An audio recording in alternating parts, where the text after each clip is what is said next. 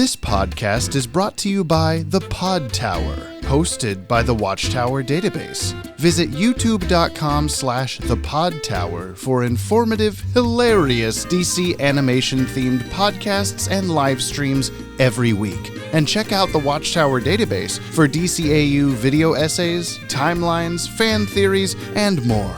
And please, enjoy the show.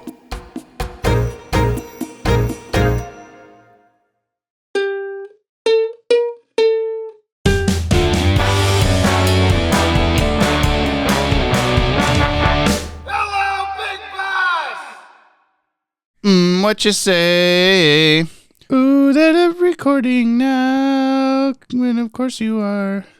I don't even know what, like, I've heard that song. I don't know who that is. What did you... That's the other version. Anyway. Yeah, hi. You don't know what that song is? What the fuck? You're an old man. I'm 100 years old and I don't know pop music. Speaking of 100! Shit. That's the 100th episode right now. I wish that was a joke that I purposely did, but I really did reach for the intro button and hit /KM. Because that button, if you switch the other one, it goes KM Mazma. But I haven't had to press that for quite a while. Oh. Where are you, KM? What happened? Where'd you go? Oof. Where'd you go? Slipping off the soundboard? I don't know. Oh, yeah. You might get a soundboard removal. 4 episodes till I remove it from the soundboard if you don't show your face, KM. Or else.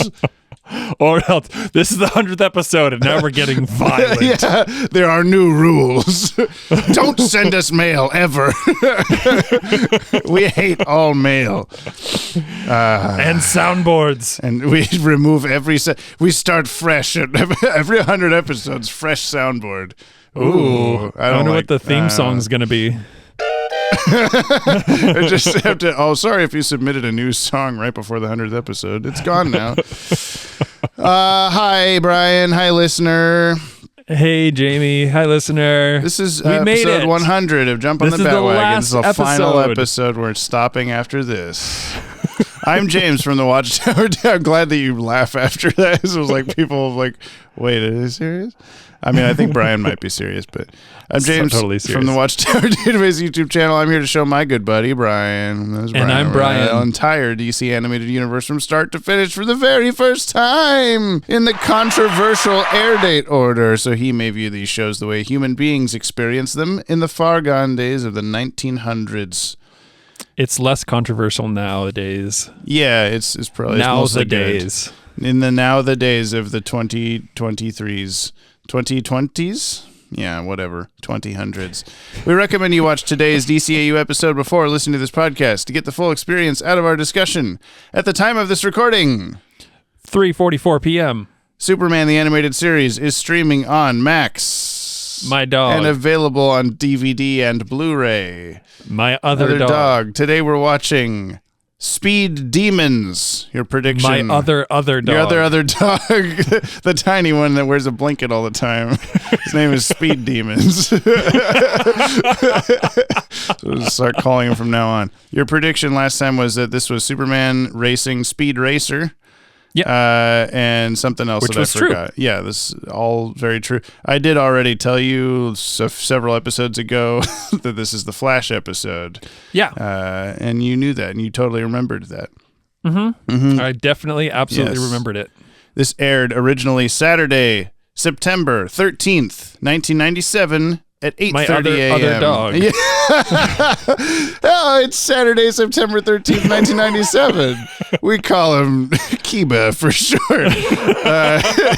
8:30 a.m. on Kids WB. We skipped one day, so the previous episode, the Promethean, was yesterday in Superman time. That's not skipping a day. That's we progressed a day. What do you want me to say? It's tomorrow. Let's watch Superman. We skipped to the next day. We skipped forward this many days. You don't even have to say skipped. It's how do I phrase it?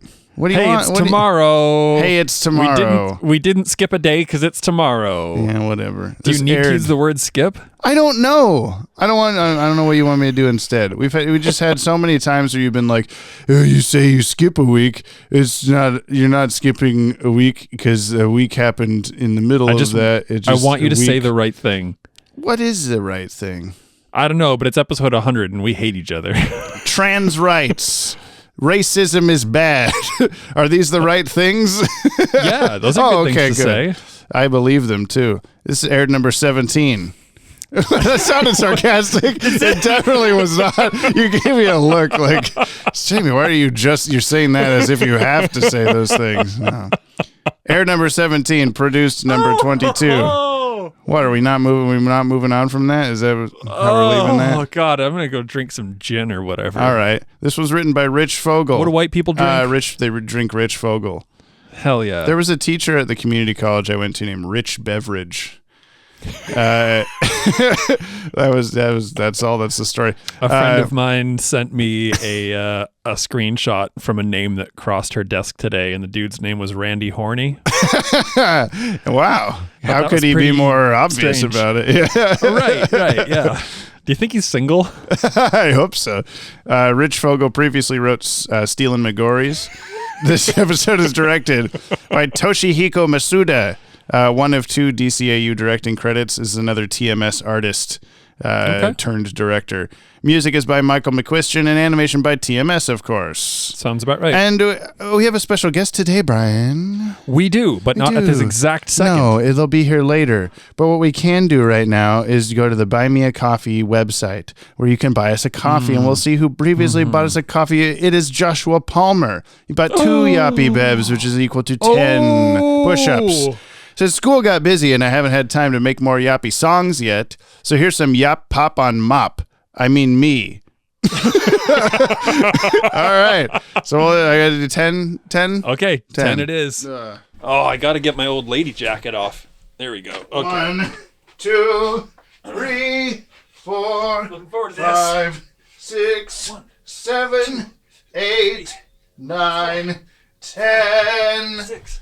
Did I beat Brian? I beat Brian. I had to get naked to do that. Sorry. Oh, yeah, that's why I beat you. That makes sense. You take off your clothes with the speed of Batman in a smoke screen. You pull them out of a briefcase. What about the Superman doing a death drop down the elevator shaft? And yeah, and then he's just instantly. I hope that Clark, as he flew out of the other end, his Clark clothes just drifted slowly to the bottom of the elevator shaft. Oh my God, he's naked somewhere. Clark, no! Yeah. Okay, go watch the episode. We'll be back right after this. Right. After these messages from the episode. No.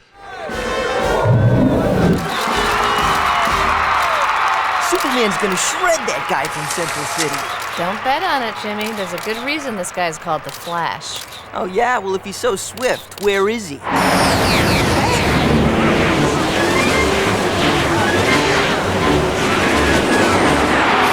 Sorry I'm late. Just woke up 2 minutes ago. Give me 5, big guy. Too slow. Flash, do you really think you stand a chance against the Man of Steel? Man of Steel, feet of lead. May I quote you? You could do more than that, doll. How about an exclusive after the race? A fast worker, eh? Just watch me. I'll run circles around this super slug.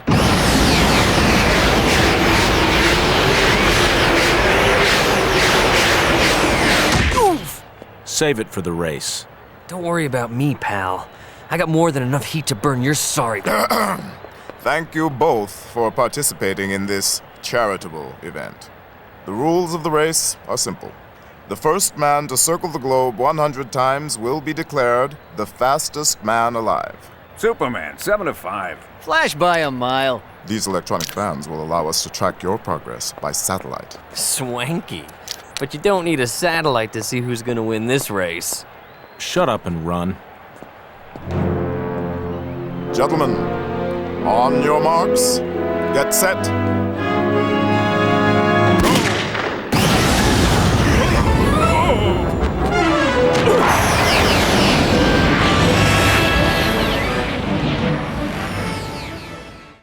Should I play? Which one should I play?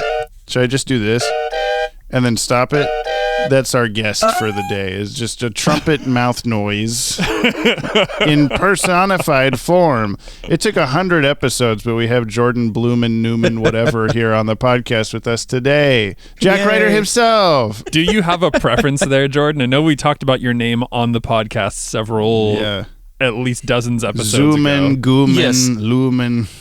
Yeah, I mean, it's Jordan Newman. It can just be the normal name. It can be Jordan Blumen. I don't care. Of the Blumen Group. Of the Blumen Group.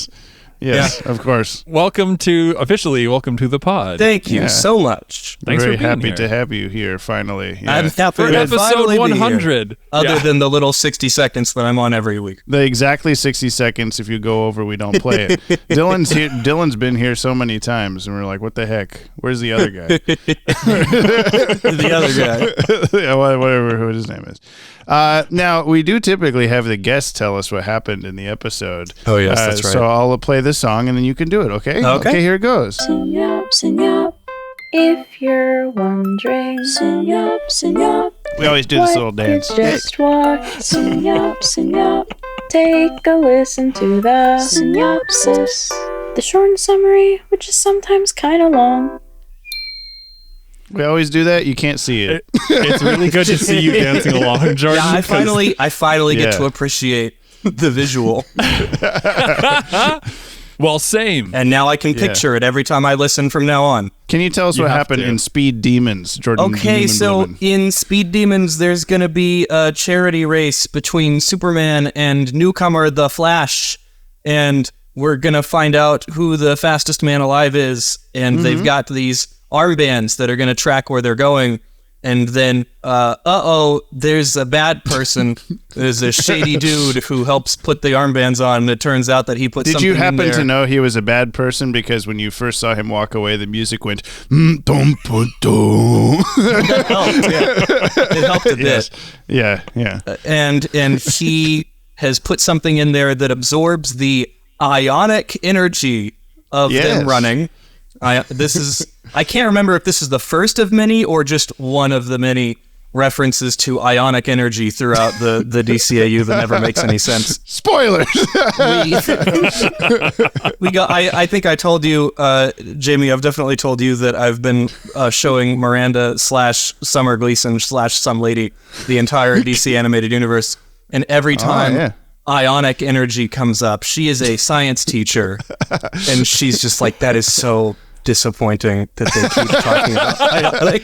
You'll have to give her a "that's not how that works" button. Yeah. Yes. Most of the science-y stuff in these shows tends to just be like, yep, that is what like a writer would think was science, but it's not actually science. Yeah. So they've got the armbands. They take off running. It turns out that the ionic energy from them running is powering a weather machine, and this guy is calling himself the Weather Wizard, and he calls the Nimbus tracking station and is like, I'm gonna mess some stuff up with my weather machine unless you pay me.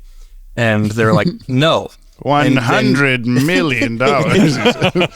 And then he messes some stuff up, and then we cut to Australia where they're like dealing with some nasty waves. And I loved listening to Man Overboard. Yeah, we were saying that too. Oh my God, this is awful. Yeah, Man Overboard. Yeah. It was like a Boston Australian. And Superman and the Flash are doing their race, and they're like, "Oh my God, there's a man overboard," according to them. So they go over there and they help. And the Superman gets people out of the water. The Flash uses his tornado powers to get the oil out of the water.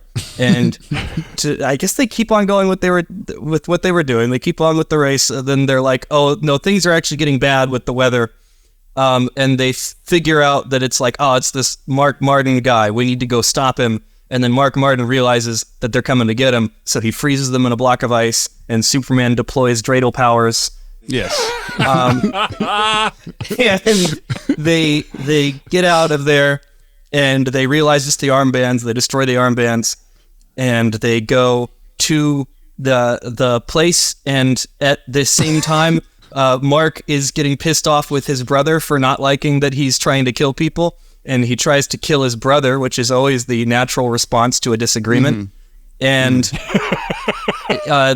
he does a big hailstorm, and the guy drives his car off a cliff, and then Superman and the Flash save him. And they go to the house, and they're like, there's a force field. Oh no! And then Superman uses dreidel powers again, and then they come up. He does it many times in this episode. Yeah, they come up through the house, and there's a big, like, the weather thing breaks. There's a tornado inside, and they finally beat him. And then he goes to prison, and then they continue the race. And it's like one of my all-time favorite episode endings that we don't find out who wins. Yeah.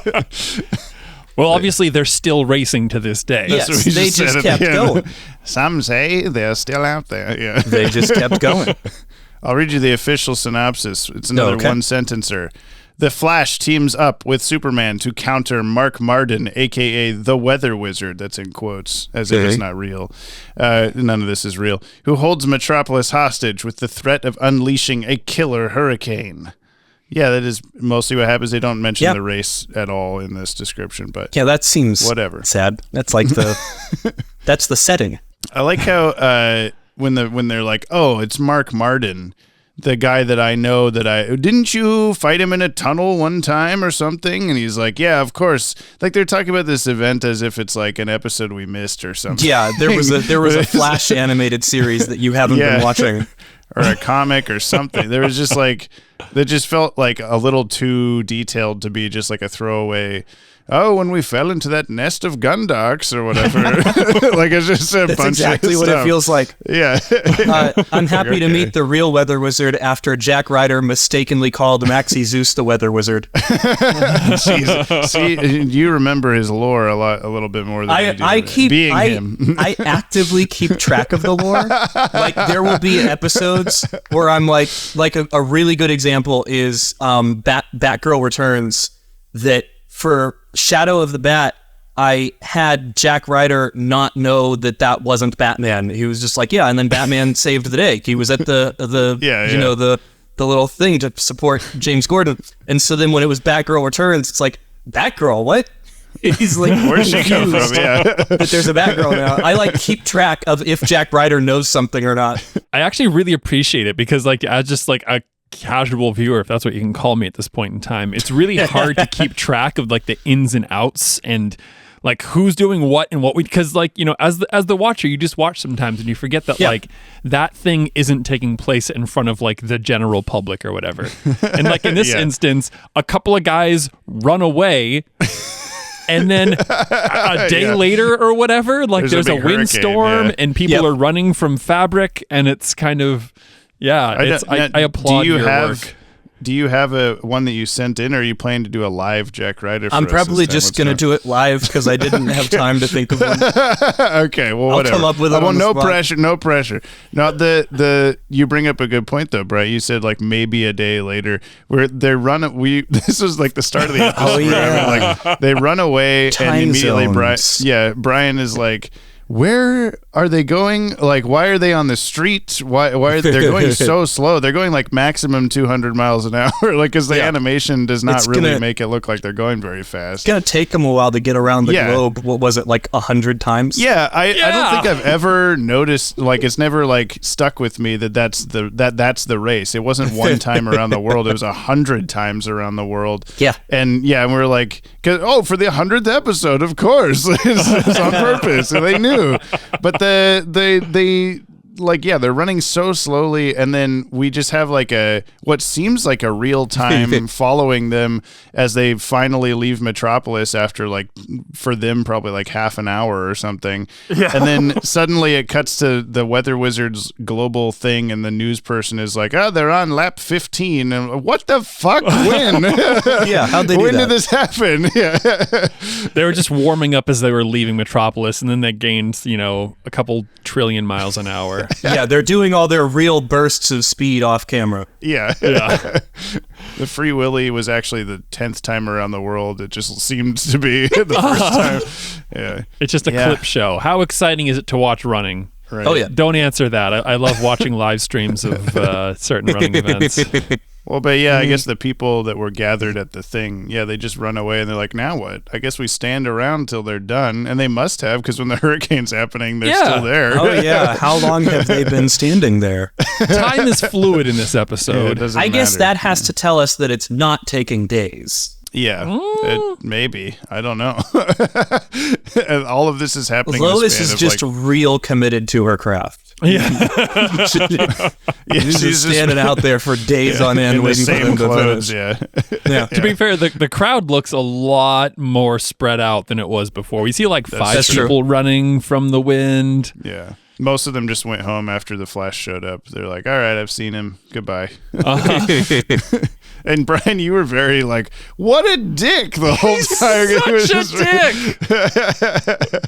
dick. Every time anything comes out of his mouth, you were just so mad at him. Yeah. Understandably, I guess. Yeah, that's not a good first impression. He's just like the cockiest jerk off ever. Yeah, it doesn't really change. He's mean. He's just actively mean to Superman. Yeah. And at the end, when he's like, when you showed up, I thought you were a self-righteous jerk or whatever. And then I was thinking he was just going to be like, and you still are. Like, nothing has changed. We didn't really grow. We didn't really bond at all in this episode. We just kind of existed in the same place a few times. Yeah, I wanted that beat of them talking, and I thought you were a hyperactive jerk, and then he just kind of, that's all. Yeah. Oh, no, I just wanted to let you know. Yeah. I feel like if they've run at least 15 laps around the planet, you'd think that they'd probably have like some time to bond in some way, shape, or form. So, like, what's your day job? Yeah. Just chatting. Instead it's They're like having a a good time. one-upsmanship at a sinking, ship. And, like, oh, we're going to team up on this thing. All that we witnessed happening positively for the Flash was that he would be like 4 or 5 different times in the episode, Superman would go, hey, there's some shit happening. I'm going to go deal with it. And Flash would go, what the fuck? Okay, I guess. And then he'd go. And like that, I guess that's growth. I guess that's his growth. It's like he didn't let those people die every time. That's it. Such a redeeming character arc. Yeah. That reminds me, though, that when they're running over the water and Superman just like turns and flies away, that makes sense. Flash keeps running and slows down to a halt, and instead of sinking, he just immediately runs the other direction. Oh, that bothered me so much.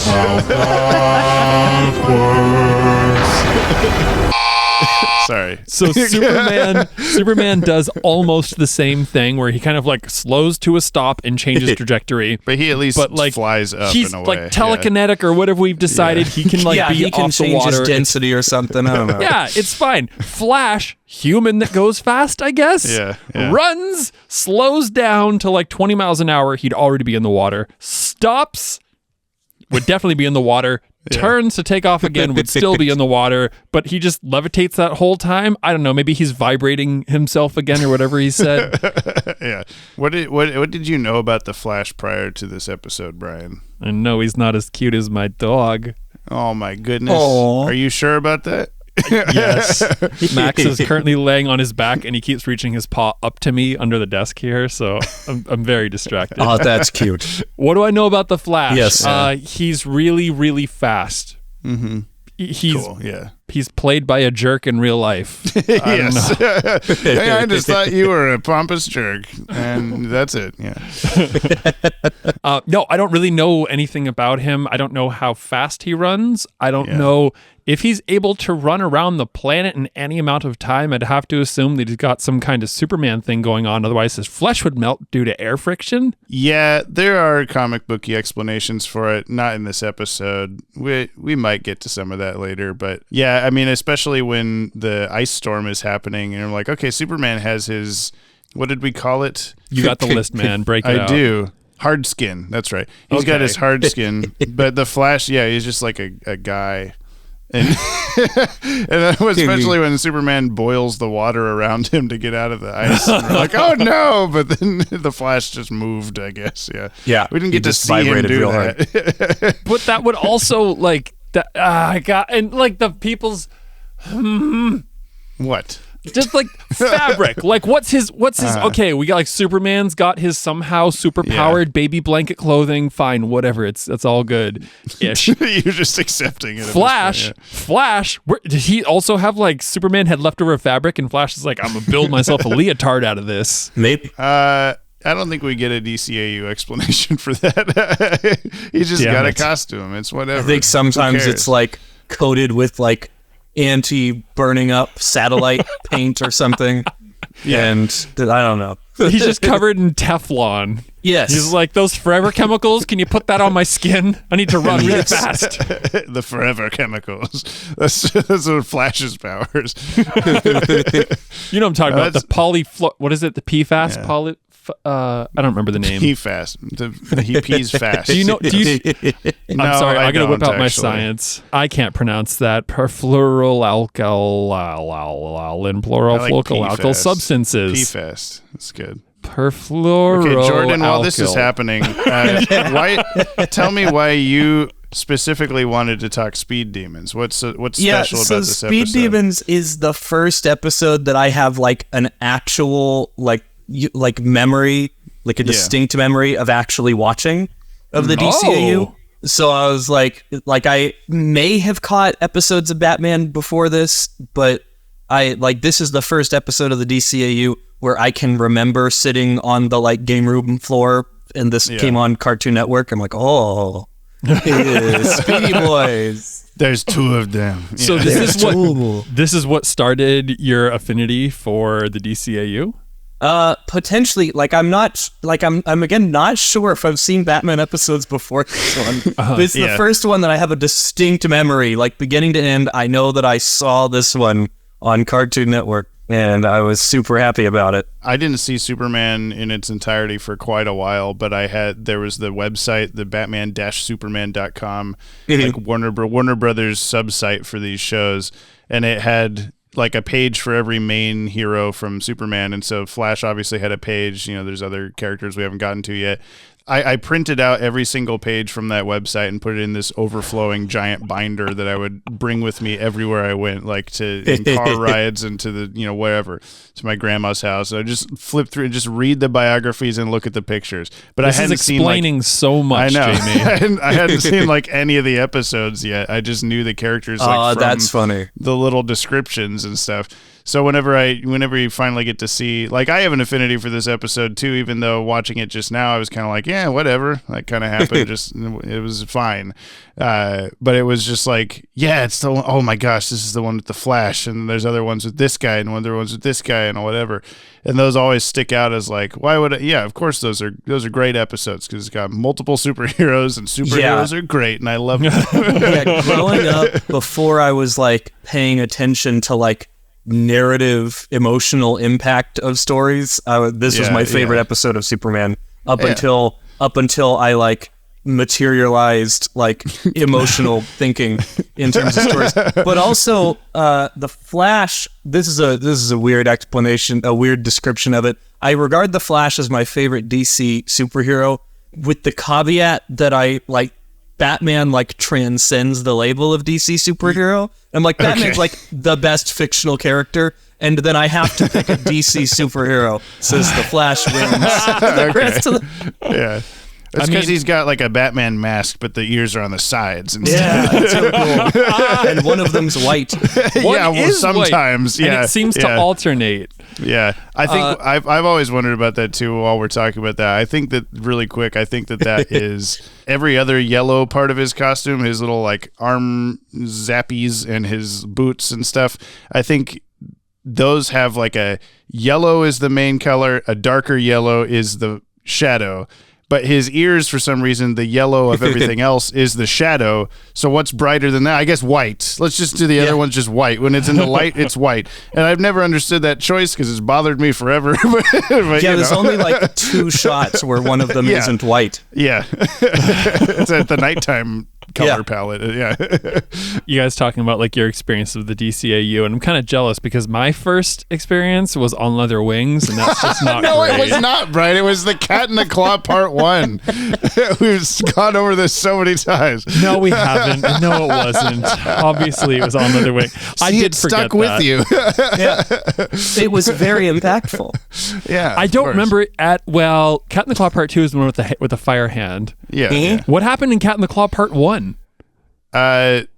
Bruce Wayne is bidding on going on a date with Selena Kyle, and then they do, and it's very awkward, and then she gets kidnapped by the red. a woman. Yeah. Ew. And the Red Claw is doing some stuff. No wonder I put that out of my head. One of the first lines that you ever hear Batman say is him that's going like, true. is him just being weird and being like Vaguely sexist Batman. Yeah, where he's just like, well, the woman thing, but then whenever he gets bid on with it for the date, I can't remember. I think the date's with him and Selena Kyle bids on it, but he's like, I won't take no for an answer. And I'm honor bound and we're like, delighted to oblige. yeah, he does say that. God damn it. Yeah. So Good memory, I've got a weird Jordan. dialogue brain, man. I remember this. No, I good like for the you. Flash episode, but I'm going to remember Cat in the Claw Part 1. Jordan, did you do theater or anything? No, people kept telling me I should throughout every level of schooling I did. It's not too late. It's never too late. Jordan's a band kid, you know. We all got our weird little tisms. I know. I'm seeing this keyboard in the background and wondering if that's yours. Oh, that's actually Miranda's, but perfect. Good. All I can still play is the Imperial March. That's all I got on left. drums. Yes, only on drums. It's just the snare part. Yeah. I don't like the Weather Wizard's costume in this. It's very bland and boring. His comic book costume is like a big, like stripy, over the top thing with crazy hair, and he's got like an actual like wizard wand instead of a like whatever sex toy he's got in this episode. But I guess I understand them making the choice to not be as brash and hard to look at or whatever, but it's just like he's like really evilly unzipping his coat to reveal his costume, like green shirt, okay, green jacket. Like he's the evil guy who has the like, okay, good for you. Like you got your PPEs on, you have your laser-proof goggles on to save your irises. That's cool. And then sweat clothes. Yeah, I guess. Yeah, it's just a big like green jumpsuit with a belt in the middle. Yeah. It's the easiest Halloween costume. Home Depot paint suit. Yeah, the glasses are the hardest part. Yeah. Somehow it's like I spent all my budget on these glasses. I can't possibly invest in a costume. He doesn't even say that. Like, I bought it. You made it so I could buy it, or whatever he says. It was a weird line of his. I bought it so I could profit. What? Profit how? Shoot the globe? Capitalism. Yeah, I guess so. Yeah, like holding the world ransom. Yeah. Let's talk about the cast of this episode, okay? Jamie, let's talk about the cast. And by talk about, I mean I tell you what it is. Jamie, why don't you tell me about the cast? Tim Daly is Superman. Yeah, we get it. And I'm Brian. Who's next, Brian? On the list. Ephraim Zimbalist Jr. as Alfred. Bob Hastings as Commissioner Gordon. Dana Delaney as Lois Lane. No. Charlie Schlatter as Flash. Schlatter. Okay. Yeah. He played Cameron, a character named Cameron, in a bunch of Bratz DTV movies and video games. That's Bratz with a Z, like the doll.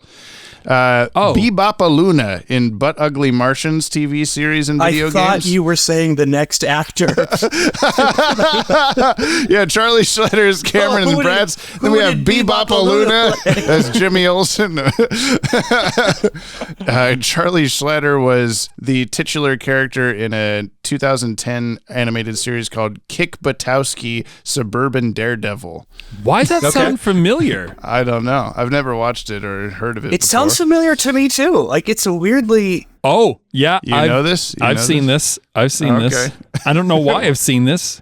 The first episode was apparently 2010, but I've definitely seen this. Weird. Well, you know, you have a weird gap where you like don't know. 2000s things as much, but you know 2010s things and 90s things. And I don't know what's up with that. But I thought I was growing up, and then I realized that is bullshit. And then I went back to watching you cartoons. changed your mind. Yeah, yeah, that makes sense. That's a good idea. Charlie Schletter was also Ferris Bueller in the Ferris Bueller TV series from 1990 that I also didn't know existed. I didn't know that existed either. It was very short-lived. It was like a year long. The other credit on his IMDb that I found good that I want to watch is he was a character named Stan in a movie called Scary Shit in 2014.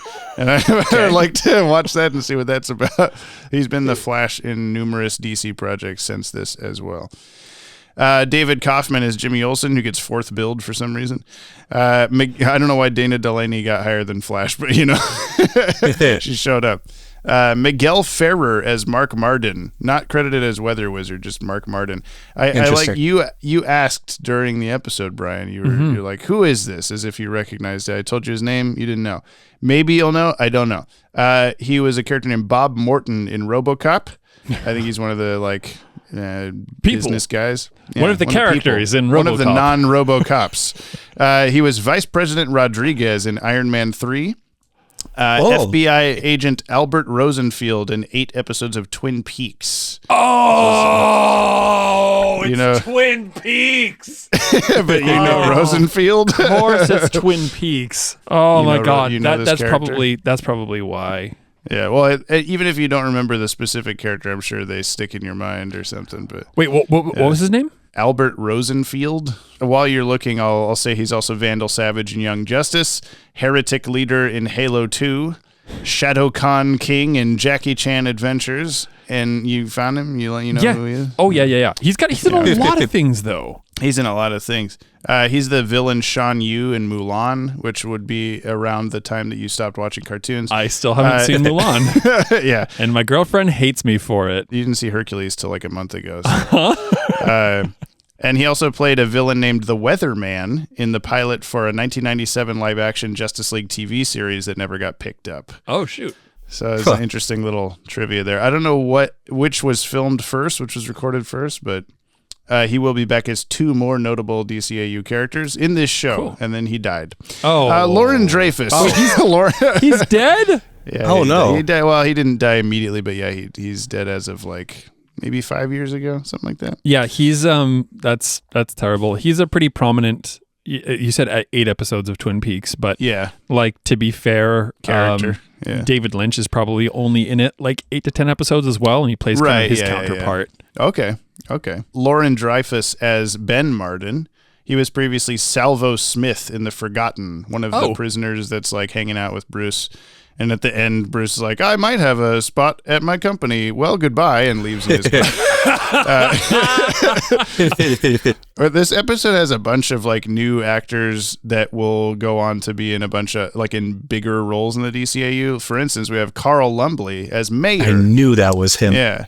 He was the mayor at the start where he's like, now I want this to be a fair race. I'm interrupting the Flash saying the word ass. That's what he said. He is Marcus Dixon in Alias, Isaiah Bradley in Falcon and the Winter Soldier, Dr. Miles Hawkins in Mantis, which is the main guy, Mark Petrie in Cagney and Lacey, and he's an alien named John Parker in The Adventures of Buckaroo Banzai Across the Eighth Dimension, which is another movie that we need to watch together, Brian. Okay. He'll be back as several other notable DCAU characters. Marion Ross as General Richter, woman general, lady, redhead lady general. That's her full name. One of the people that didn't react at all as Superman and Flash came into the room at the speed of a bullet. Yeah, and they just stood there. They didn't even blink. Suddenly yes, we've been expecting you. Yeah. That's intense training. Yeah. It's the jump on a grenade style thing. Yeah. This is her only DCAU acting credit. She was Marion Cunningham in 255 episodes of Happy Days, which makes me assume she was a main character, but I've never watched Happy Days because I am 32 years old. I watched Happy Days. Where were you? Not born, probably. She was also bit parts in a bunch of other 50s, 60s, and 70s stuff like The Brady Bunch, Love Boat, Hawaii Five-0, Rawhide, Emergency, Fantasy Island, and The Red Skelton Hour. And you may know her, Brian, as Grandma Squarepants in SpongeBob. Why would you assume that I know that, huh? Because you do know that. Because she makes the cookies for Patrick and SpongeBob. Yeah, she's great.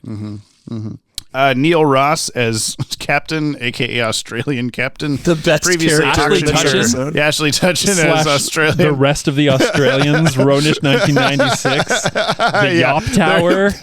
They were all on the boat there, yeah. Neil Ross was previously auctioneer in The Cat in the Claw. That was the first episode we watched. Henshaw and the chairman of the Peregrinators Club in Harley and Ivy. Jake in Birds of a Feather, Dealer in Harlequinade, Ratso in Read My Lips, and Male Anchor in The Way of All Flesh. Wow. And finally, we have Larry Cedar as First Mate, another fake Australian. He has acted in over 200 things, a character actor you've probably seen in tons of stuff, but I didn't recognize most of his work, unfortunately. He is a character named Leon in 24 episodes of Deadwood. And then I knew him as Cornelius Hawthorne in Community, which is Pierce's dad, who wears that the ivory wig. Yeah, the ivory wig. Yes, exactly.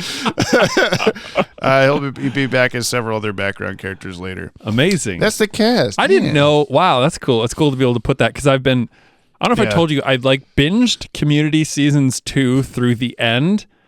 Yeah. And now I've been binge watching season 1. And I think I might just go until season maybe 4 or 5. I watched all of it and I understood the I was trying to see if it was still enjoyable, not knowing all of the outside factors and stuff. But I kept having to look up, why is this season bad, or what happened to this guy? Why is he just gone now, and all this stuff. But yeah, that's the thing. Once the cast starts going away, it becomes a real different thing. And Jordan's not seen Community at all. Jordan, is this true? This is true. I just guessed because he wasn't saying anything. Jordan! How dare you? I've seen one episode. What are you watching that's so good that you're not watching Community? The DCAU. Yeah, baby. That's the right answer. I'll go through. We got some short trivs. I'll just go through. Give us the trivs. Though it's never actually determined who is the fastest man alive in this episode, the comics have indicated the Flash is the faster runner in general. The comics have depicted a number of races, both for charity and under threat, between Superman and Barry Allen, which is the second Flash, in which the winner was also never clearly established. The first such race occurred in Superman number 199, August 1967, when Superman raced Wally West, who is the Flash in this episode, the third Flash. Wally won. You just What's your question? You keep throwing these facts around, as if it shouldn't be surprising that there's more than one Flash.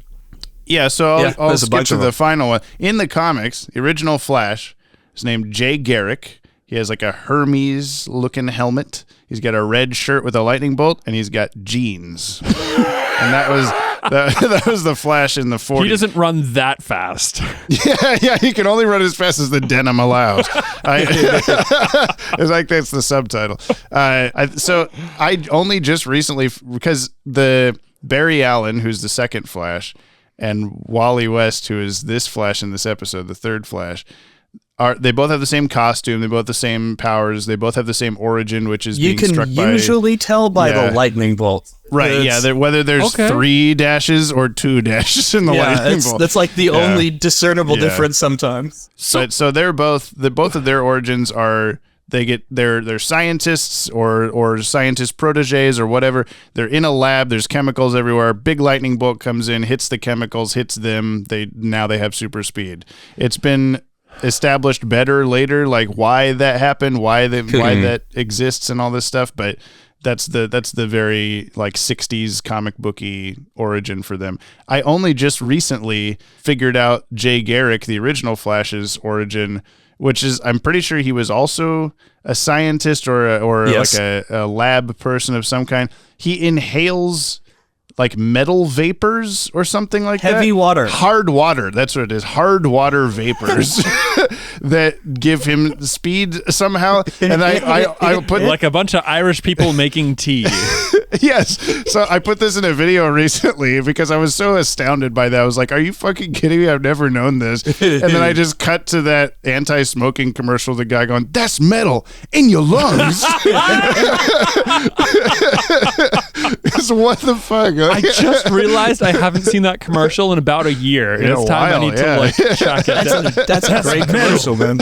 In your lungs.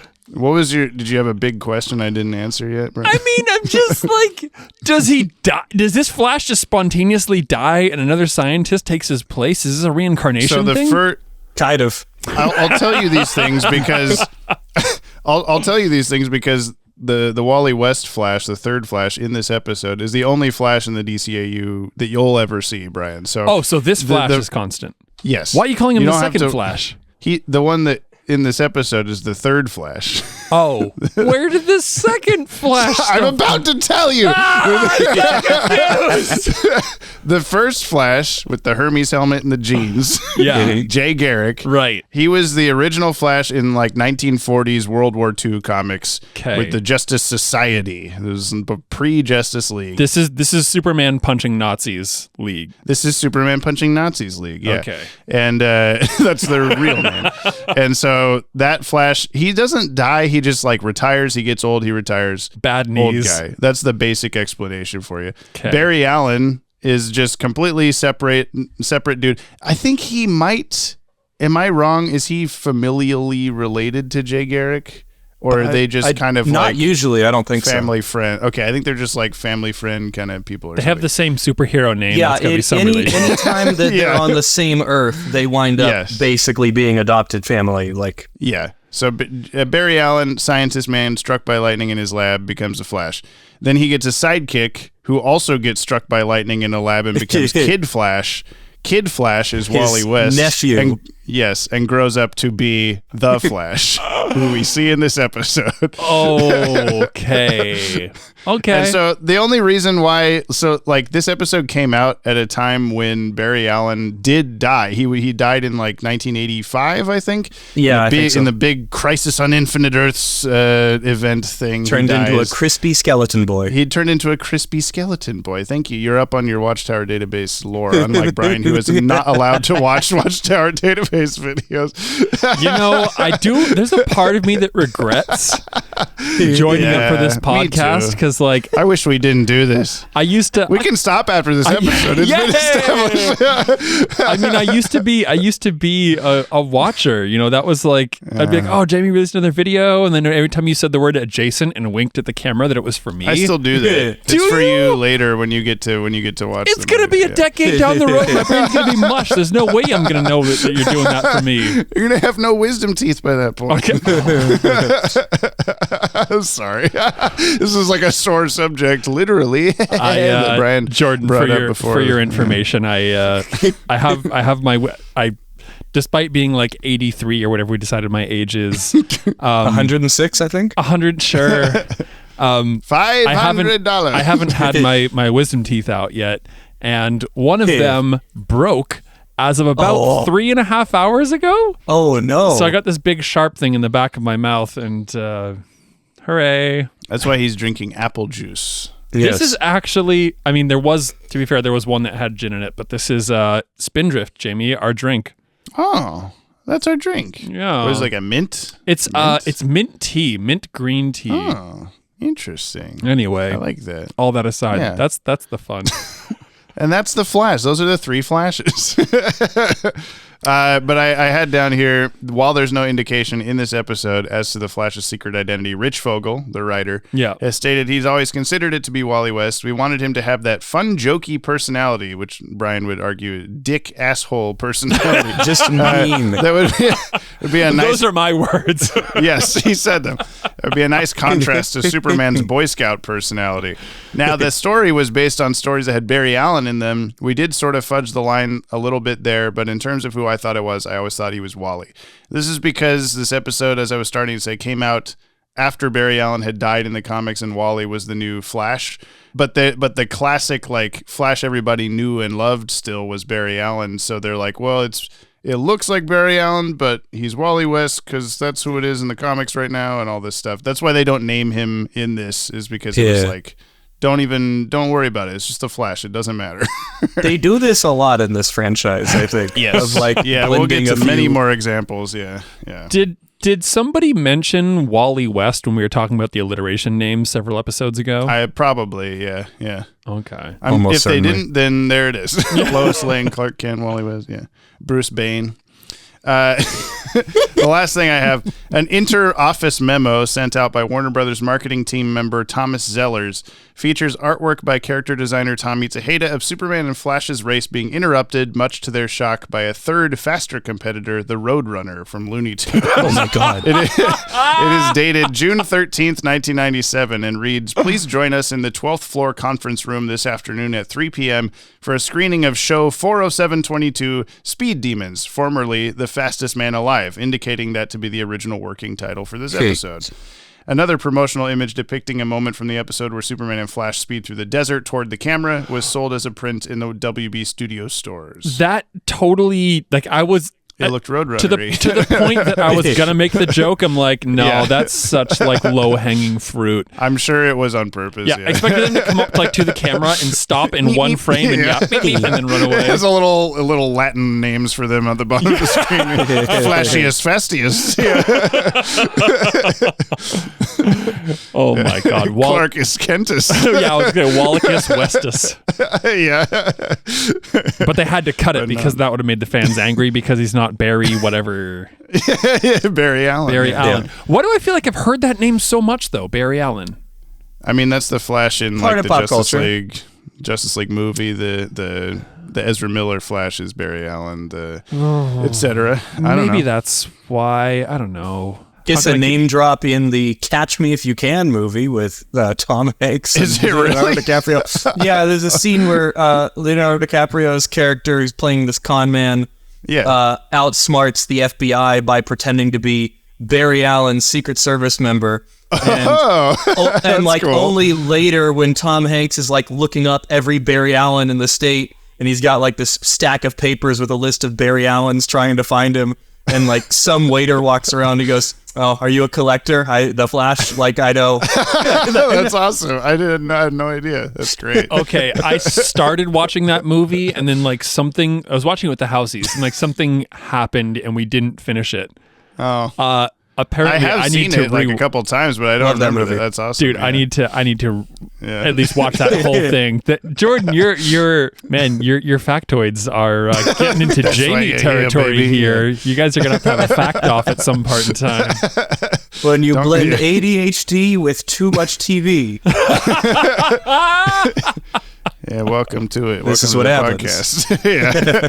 That's fair. That's fair. I mean, I guess it's like Jordan. I was on Dylan and Gab's podcast for Over the Garden Wall.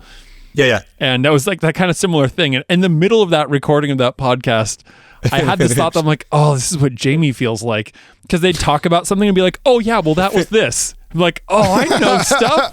I know stuff about things, just not the DCAU. Yeah, you're learning. Yeah, you know stuff. I'm learning, but I don't think that episode's come out yet, has it? No, it'll be the same day as this, though. Oh, really? So, how do you know when it's coming out? Because I just listened to the last one, and it's the next one. I'm gonna be on later talking about Catch Me If You Can. So. Oh, good. Hey!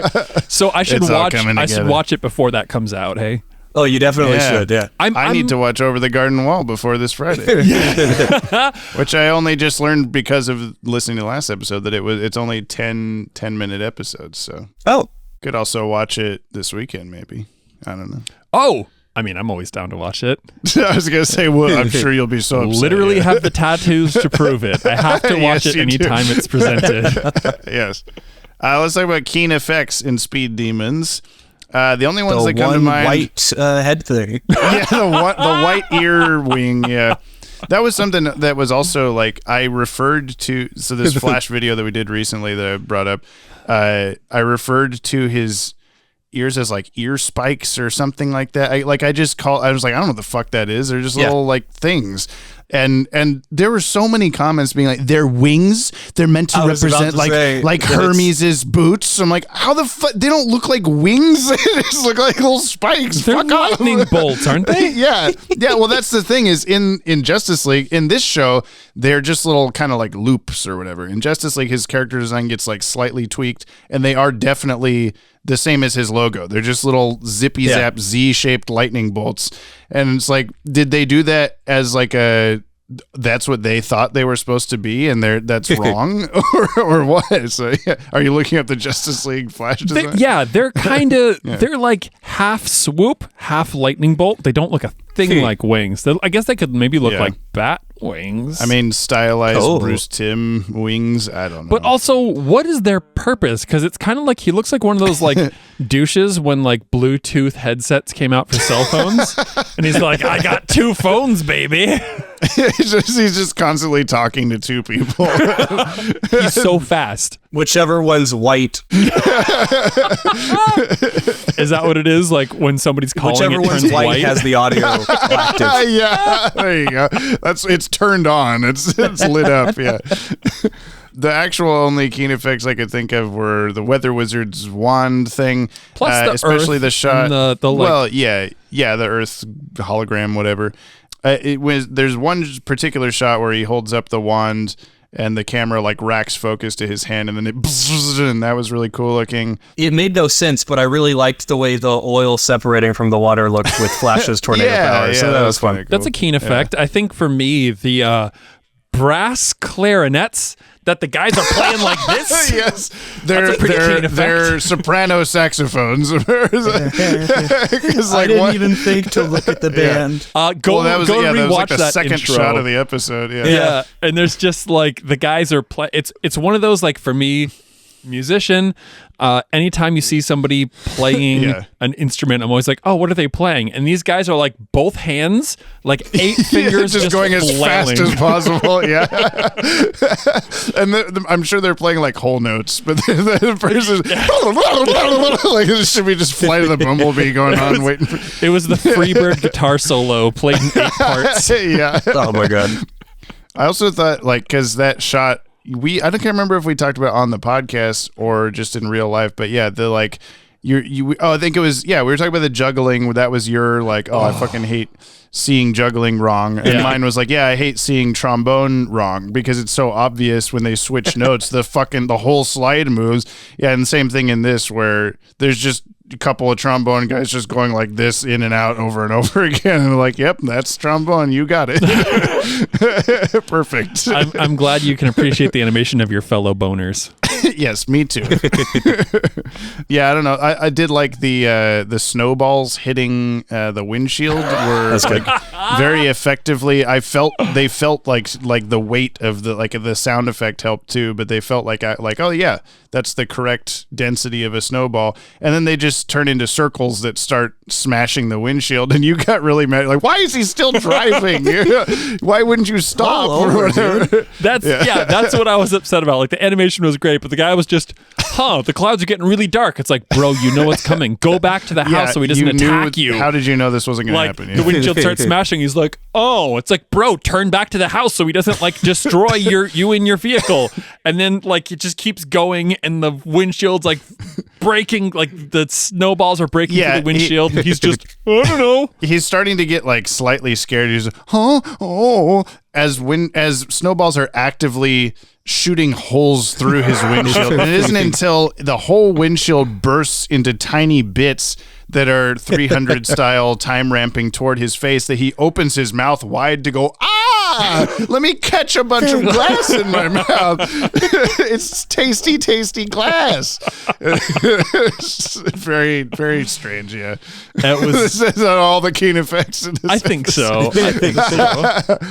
I will say a very unkeen effect to me has always been the way that they represent super speed running in this, where they're just running Tron? Normal speed. Well, yeah, first you see the Tron color strips, which is like that. Whatever. It's kind of fine. Yeah, I don't mind that, but I hate it when they show the close-ups of them like again, they update this for Justice League where the Flash, when he runs, like, you know, his whole body is just like zipping around as he's running. In this, they're just like running like a normal person, but covering like a mile each step or whatever. So it's just like, all right, I don't know. I've never quite understood why that choice was made, but experimentation. That didn't bug me too much. And I also like the Tron thing was cool graphically.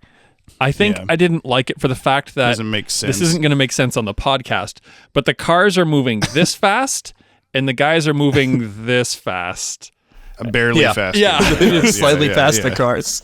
And it's like, and you have to go around the world 100 times. So you're doing like 78 miles per hour right now, give or take. Yeah. And you got to do 100 laps. Okay, that's going to take you the better part of a year. You know that, right? Well, and why don't they go in a straight line? They do eventually. But they go on twist this and turn around the highway. Highway.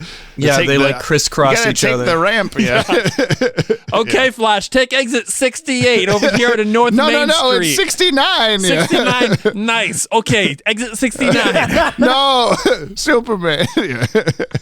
I get what they were doing. I know it's a cartoon, and I'm just being too jerk face about it. Are there any new? There's no new Superman powers. Yes, in there this. is. He did the What? Did he already dreidel? He's done dreidel powers Why before. would we call it that if he hadn't done it before? Because it's obvious that that's what he's doing. What episode did he dreidel in? I can't remember. Fun and Games was the first dreidel power. Yes. I believe right. Dylan coined the term, I think. Yes, he did. That sounds like a very Jordan. You're so on it. Look at that look. He's like, I know everything that's going on here. I was listening, man. I was there, in spirit.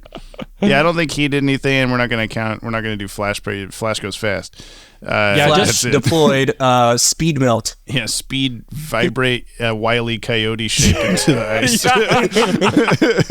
Flash, how do we know you didn't go into that ice block? I've seen the coyote. Yeah, it's just a big like painting that he did on the outside. They slammed into. Yeah, this is episode books or hip hop. Jordan. Oh, this is hip hop. I'm having a great time. Like this is a. Yeah, this is a great time. Unlike when I read fucking books.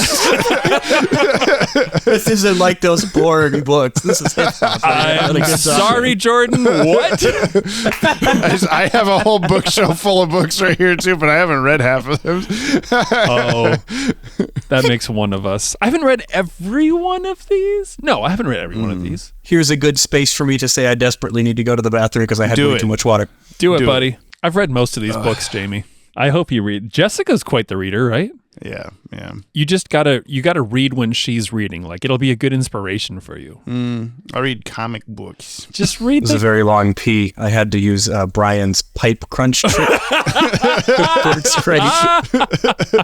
Well, good luck ever peeing again, I suppose. I mean, it's great. You've seen me filling up on liquids in this podcast too. You know, it's just one of those like. If that's how you just stop it forever. You just stop it forever. No more peas. It's fine. On that note, how strong Superman 1 through 10 in this episode? He struggled quite a bit pulling the boat hole together. I'm gonna give him a 3. Oh, right. We're doing a thing now, though, right? You gotta do objects, yeah. 3 attack banners out of 10. What? From when they drop on the guy, suffocating inside those there. Those people died inside that charity banner. I am sure of it. I'll give Superman 4 unnecessary hitting on Lois Lanes out of 10. I was gonna do 3 shattered windshields out of 10. Okay, solid, but not so solid. So like now. our average is like a 3.3 or something like that. Yeah. Now this might be a tough one this time. There was no obvious thing to me. Where's Clayface in this episode? Oh, he was Carl Lumbly. It's just the mayor. Yes. I want a clean race. I'm Clayface. He was the dust behind Superman and the Flash in the desert. The desert, yeah. Okay. Yeah, dirt. Was there Muddy Dirt Man. The camera? Yeah. Buddy Dirt Man. Yeah. He's like, I finally got all my dust particles back into one piece, and the guys come through and he just... He was the desert. He was the entire desert. He was the desert. My man. Yeah. I love that Clayface. I should... You'll see when you get here, Jamie, but I ended up moving around, so I have my feet of clay thing on the wall. Oh, there. There. Where's the Wolverine figure? Is it still over there? Over on the shelf that you kind of can't see in the corner. Oh, okay, good. When you mentioning the mayor made me think of how I've always assumed that that's the mayor of Metropolis, because all the Metropolis like news people are there. Yeah. And Superman's there first and all this stuff. And they keep saying like, oh, from Central City, that asshole from Central City, as if they're not standing in Central City. But in a much long from now Justice League episode, we'll see Central City. We'll see that this building that they're standing in front of is in Central City. It's like the town hall. What? So the DCAU wiki labels that guy as mayor of Metropolis. I've always thought that he's the mayor of Metropolis, but we never see him again. And that's in Central City. So I guess he's the mayor of Central City. Saying, I guess all the Metropolis news people are saying the Central City thing, like they're tourists. They've come here. That's this guy from Central City. Yeah. I guess, yeah. And if he's like, I just woke up and now I'm here, then it makes more sense. So Superman's been here because he's more responsible. Yeah, he woke up on time. Yeah. He woke up like this. But yeah, it's just a weird little tidbit that I wanted to mention at some point. That's funny. This. He's bald, I'm bald, we're all bald. But who's the baddest bald of all? It's James and Brian's final call. The Balderarchy. Can you harmonize with yourself real quick, please? Yeah. I don't know if there was anyone bald in this. The options would be the Weather Wizard. So yeah. He wasn't bald. Is that a default no winner or a default winner despite how bald he is? Do you have to give it to Clayface? He's bald. The desert. Yeah, I guess. I mean, was there any other candidate? He was bald-ing. I've had to look up a picture here, but like he had a receding hairline. He didn't have a little bit. Yeah, it was at least very top, very like high cut. Yeah, he's got like the kind of widow's peak thing going on. I mean, I suppose it just has to be Weather Wizard, but he's just definitely not going to win at the end, I suppose. Yeah, no. All right, cool. Top 10. Yeah, I think so. Well, first, Brian, why don't you read your top 10 and decide where to put it? Meanwhile, I'm going to make a list for Jordan at the bottom. Okay. Here. Oh, yeah. My list from 10 to 1 is Tools of the Trade, Fun and Games, Feeding Time, Blast from the Past, My Girl, The Main Man. Apparently that's Maine as in the state.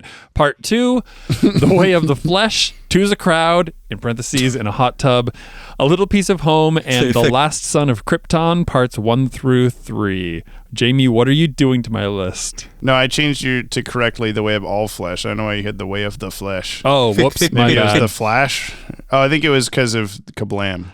He's super strong and super naked. I really, I had some reactions during this episode, but I thought it was fun, and it was really cool to have the Flash there, even though he was like a super dick at the beginning of it. And mostly the rest of it. Yeah. He was like, so I think I've mentioned this on the podcast, but Kimmy has accused me of having little brother energy a lot, and I feel like he's an asshole at the right. He's an asshole at the beginning of the episode, and by the end, he's like, well, he's still doing good things. He's just an ass. He's like a little brother. So I do like him more. I like him more by the end. He's you. Yeah, he's just kind of me. Just when you show up, he's just an asshole. Yeah. But then at the end, he's fine. I like to make a good first impression, kidding. but I don't know if it works. I'm kidding. I voted for the girl. So I wanna put it on here, but I'm not quite sure where because I don't have my handy list of translations per episode. Well, Tools of the Trade was the Kanto giving space hell weapons to Bruno Mannheim. That's right. Which I know I'm going to put this above. I would as well. What was Fun and Games? Fun and Games was the Toyman episode. That was the one where they're in the park and they got the planes dive bombing people. Yeah, it was the other Bruno Mannheim episode. He got stuck in a slide. Yeah. Feeding Time was the oh my god, what's his name? Parasite. Thank you very much. I'm like picturing the pink or the purple and the bathing suit. Feeding Time was pretty okay. Blast from the Past was the one that Dan was here for. It was the Kryptonian Nazis are in the Phantom Zone. Right. They come out. Yes, and they attacked the mailman. They fucked up that mail truck. Yeah. My Girl, Main Man. I liked. Oh, that was iconic. While you're thinking, I'll read mine. I have Tools Like My Cock out of 10 as number 10. It was Tools of the Trade. Blast from the Pants. Fun and Gaming. Closing Time. New York Girl. The Main. Little Pizza Wait, Hoe. there you go. I fixed that one for you. The Man. Lil Pizza Hoe. Two's a Crowds. The Way of I'll figure out a funnier title later. And Blast Son of Krypton parts 1 to 3. I think I will put this below My Girl, above Feeding Time at number 7. And that erases Tools Like My Cock out of 10 off the list. And then you have to choose. Yeah. Thank you for that. Yeah. I think I'm going to put it at number 7. That's what just I above. Oh, you did. Oh, weird. Brian and I's Superman list is it's kind of weirdly close. Yeah, it's not what we did in Batman at all. So yeah, Speed Demons is taken over number 7 by Tools of the Trade. There we go. Okay, yeah, that's a healthy 7. I'm okay with that. I don't think Speed Demons kicks out the Batman episodes yet, but no. All right. Bullet for Bullock is my number 9. Like that's gonna be like yeah.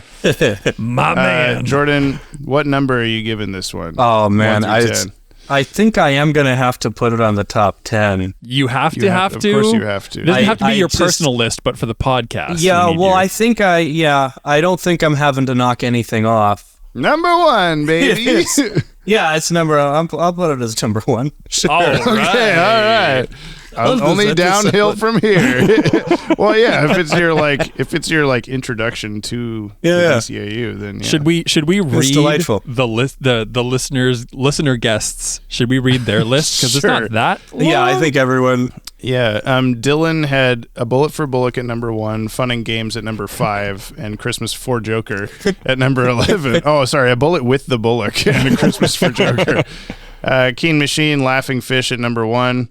Dan Reba had Riddler's Reform, Blast from the Past, Zatanna in descending order. He put Zatanna at number 10, but didn't have numbers for the other 2. He didn't have numbers for the other one. Joe had number 3, Demon's Quest Part 1, and number 4, Demon's Quest Part 2, but we did not ask him where he would put Avatar, so until we have him on again, we have no idea. I'm putting it at 5. I don't know. Yeah. I'll just do this. 5? The question mark. Ted's got Deep Freeze at his number 8, because he actually sat there and counted out which was for me. What a champion. Which I forgot to mention when I was talking about my binder is that Ted also had a VHS tape that he would record every time that what he considered a crossover episode aired on TV. So he had the Flash episode on there. He'd have Batman stuff with Zatanna and whatever. So anything that had a guest. Those were hero. always my favorites. Yeah. Alex Robson from BTAS podcast. He has The Lion and the Unicorn at number 15, which is not anywhere on the 10. And Jordan Bloomer, number 1, Speed Demons. Brilliant. Good stuff. Okay, we do mail. Do you want to join us for mail, Jordan, or do you need to not be here? I'd love to. Okay, well, we need him here. Here's the song. We need him here to do it. To do his you're live right. You're stuff. right. Yes, I have to do one. Very true. That yacht. That one small extra yacht. Put it up. We drop What we drop? our weekly yacht Oh yeah, those. into the comment box. First, there sure was a lot. Now Jamie's mad. Too bad we're all At least I am. just Dylan Pollock. If you, Jordan Blumen, would like to reach out to us like the fire hand at the end of the Cat in the Claw Part 2, please send us an email or a 60-second voice message to batwagonpod@gmail.com or leave a comment on today's episode on the Podtower YouTube channel. And please don't spoil anything past this episode for Brian. Yeah. Okay? Yeah. Don't do it. We have our first email is from Scotty Cameron. A special message for Jordan. Oh, yeah. Hey, Yoppie. Agree. Oh, wonderful. Hey, Yoppie dudes. I'm glad we've made it to episode 100 and have a special guest appearance from Jordan Blumen on this special occasion. To celebrate the occasion, I've channeled my inner Jack Ryder to visit some of his doppelgangers in the multiverse of fiction, since Jordan is the main Jack Ryder. Enjoy. Stay Yoppie Scotty, sent from my Samsung Galaxy G7 crown. Oh, my goodness. Is that a real phone, or is that a drum corps reference? I don't know. Or was that an autocorrect that went mad? Meanwhile, in the Marvel Universe. You're listening to The Lead by the Daily Bugle. I'm your host, Ned Leeds, and today's top story. We have a race between the Squadron Supreme Speed Demons, the Wizard, and their leader, Hyperion. Meanwhile, in the Invincible universe, you're listening to the Clocking Report. I'm your host, William Clockwell. Today's top story, Omni-Man races Red Rush. God, I hope one of those heroes doesn't secretly turn out to be a villain, and then sometime later become a hero. Now over to the music. I love that Invincible montage with Karma Police. I'm a huge Radiohead fan, and yeah. Never apologize for loving your fandom, and now you know. And knowing is half the battle.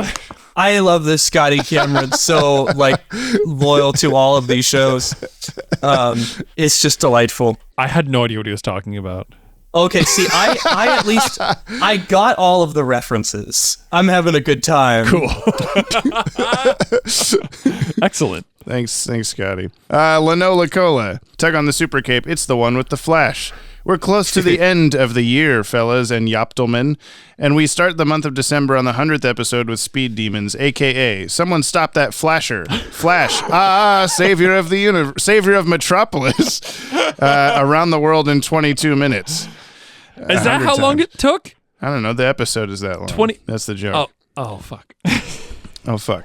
This episode surprisingly had some things emblematic for the holiday season. Snow, Superman's dreidel powers, and some bearded guy who's crucial to the whole thing.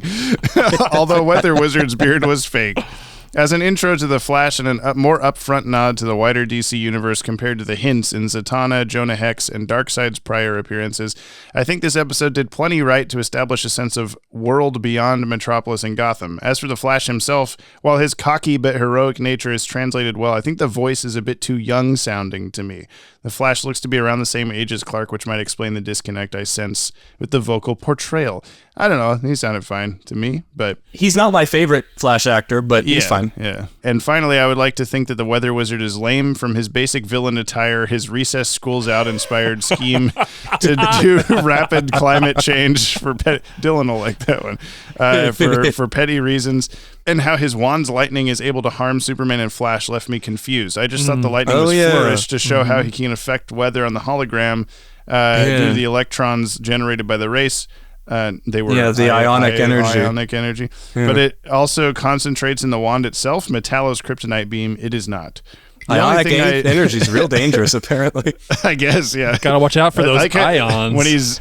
When he's shooting Superman with ions, he's like, your power is nothing compared to mine. I'm like, bullshit. I don't know where you have a sex toy that shoots ions. The only thing I do like about Weather Wizard is his voice actor, the late Miguel Ferrer. His voice had a nice gravel and menace to it, which I came to appreciate in his portrayal of the main villain in the Young Justice cartoon. The button up your overcoats line was tacky, though, and I had to listen back to the line because I mistook overcoats for oven plates. I don't know why. Button up your oven plates. Can I go back? Storms are coming. Can I go back and give Superman's strength 3 oven plates out of 10? Yes, you can. P.S. General Hardcastle last email was meant to be called General Hardass, but Hardass got auto-corrected to harassment, which wasn't a bad substitution in all honesty. This is from Metropolis Mayor Franklin Berkowitz. Dear Metropolis people, I'm Jerry, I'm still dizzy from that fall. Can you catch me up? The city's about to be destroyed by a huge hurricane. Why does that only happen in Metropolis? Jerry, it's 1998. I have no idea what a Katrina is. Jesus. Also, that's the mayor of Central City. Thank you very much. This is from Super Luigi 64. Hey, JB Yop and Associates. I'm actually Jordan, going we're to the take associates. Yes. No, JB. Oh, you're the B. Oh. He's the associate. No, He's what the if it's Yop. Bloomin'? Oh, Jordan Bloomin' Yop. There you go. Maybe James, we're the associates. I'm actually going to take this opportunity to cash in my one-time use the mail segment to plug a podcast coupon that came with my sock puppet password. Oh, yes, you only get one of those, famously. Yes. We didn't mention last time when we were like, hey, we're not going to read all the mail anymore. that we did also decide that if you're a brand new listener and you send in an email, we will read your first email. Like, we're not going to just be like, nice. My very original podcast, as alluded to in the mail segment of Jump on the Bat-Wagon 74, the baby doll episode, Jesus, I don't remember that, is called the Excuse Me Princess Super Show, where I show my friend Aaron the Super Mario Bros. Super Show / The Legend of Zelda cartoon in its very uncontroversial airdate order. And it looks a little bit like that. It does. Oh, He's got it delightful. up. We've got 6 episodes up so far. I think we've found enough of a groove to be comfortable sharing the show for any of the listener who might be interested. It's available on YouTube and most podcatchers. Awesome. Is that a thing? Jamie, is that what that's called? We've talked about the whole podcatcher. Yeah. We have? Yes. I don't know if it was on the podcast. I'm 100 years old. I'm the young yours. Yes! No. Yoppily yours, Super Luigi 64, a.k.a. John from the Excuse Me Princess Super Show, sent from your iPhone. Oh, I don't have an iPhone. Dylan Pollock, this episode is so keen I have to do something special for it. No, seriously, we really did watch this one together. It's a picture. Oh my God, did they? Oh my God. Dylan, Gisela, and Keen are all together eating at a restaurant or something. Oh, cool. That's so what? nice. Why was I not invited? Why was I not invited? Yeah, where are we? Here's the voice message. And now, it's time for Special Thoughts of the Week with Dylan Pollock and Keen Machine. Live from New York, it's Dylan and Keen. Keen, thanks so much for coming to the studio. It's great to have a special guest to talk about this special appearance episode of Superman. Thanks, Dylan. It's been great to be here. How about this weather we've been having, huh? Since you're here, let's dive into the episode and let's do it fast. Yeah, so to start off... This is a really important episode for the Good episode, and I'm glad we got to watch it together, which was really fun. And now, it's time for the question of the week. Dylan and Keen's favorite part. Oh, yeah. Which iconic duo would you, James and Brian, compare yourselves to? And you can't say us. Okay, good answer. Good answer. All right, well, thanks for having me, Dylan. This was a lot of fun. I'm so glad I could come. I got to run, but keep it keen. Isolated flash sound effect. Oh, well, I guess we don't have to answer the question because we just laughed and that counted, I guess. No. Apparently. Hold on. Yeah, he accepted it. What duo? Iconic duo. Pete and Pete? Jay and Silent Brian. No. Penn and Teller, except Teller talks. Jamie, we both talk. You keep doing these silent duos. I don't know. That's all I can think of. Hold on. We got a good... There's got to be... Jack Ryder and Summer Gleason. Oh. Hell yeah. Dibs on Summer. Dibs on Summer. I'm the one with the red hair right now. Come on. Yeah, fair enough. All right. Ashley, that's your answer. Ashley Tutchin. The Australian. Happy Yopcentenary. Wait, hold on. Ashley, we're going to need you to write in and give us Me and Overboard. Me and Overboard. So bad. Dear Mr. BJ Yappendoodle, it has come to my attention Jordan. that you have now Borden Schluman. It has come to my attention that you have now accumulated 100 jumps on the so-called Bat-Wagon. We have. We also had plus a movie, plus Dude, Where's My Car, plus 100. More than half of Brian's adult life. Now, firstly, I must warn you against the danger and folly of two grown men jumping onto such a small-wheeled form of transport. You're liable to break an ankle or neck. Secondly, I would like to offer my warmest congratulations on reaching this milestone. I never thought I would be so invested in two grown men watching cartoons, but that's the world we live in now, I suppose. Please find enclosed a phonographic message of congratulations, hugs, and kisses, Mr. AJ Tutchin. What? G'day, you yoppie blokes, and congrats on 100 episodes of a podcast. Hey. You little beauty. It's bloody ripper, mate. Oh, give us a tick. Sorry, guys, I had the stereotype filter turned on. This is much better, right? You went straight So basically, congratulations on 100 episodes of a Bat-Wagon, even though Batman doesn't appear in every episode. Now, is that false advertising? Well, that's for lawyers to decide. In all seriousness, though, as a Batman fan, as a DCAU fan, as a Watchtower Database fan, as a BJ fan, that's Brian and James, I just want to thank you for entertaining us week to week on this trek through DCAU. You've become an integral part of my Saturday mornings. No one else in the history of the internet has quite mastered the art of taking 20 to 30 minutes worth of content and ballooning it into an over 2-hour video like you guys. So thank you for that. I hope to be listening to you for many years to come, 20 years from now, whenever now is. Stay yoppie, dudes. Here's the next 100. Thanks, Ashley. You didn't say men overboard, but I'll take it. Also, he said my name great. first, or at least my initials. That's true, yeah. Yeah. Oh, he can't like JBs. Oh, that was... There's no Joe Blobs. That's nothing. That doesn't mean anything. I mean, to you maybe, but to me it means something. Maybe to Joe. I wonder what does Joe get out of that? Oh, that was brilliant. Thanks for speaking in. It's not writing in. What do you call that? It was a phonographic message. Thanks for phonographing in. This is from Ryan Hipp. I tried to Google what the reference is, and I failed, and I'm also just mad that I didn't get it, but there's music notes surrounding each line of this. Heaven on legs, he's the literal Flash. Takes a good speedster to play a good Superman, and no one plays like a Wally can. God, I hope that lands with someone. What? Either of you? I missed it. Included something else for your own purposes if you ever need to answer his voice message. Advertise Flash B03. The Wall Man is here!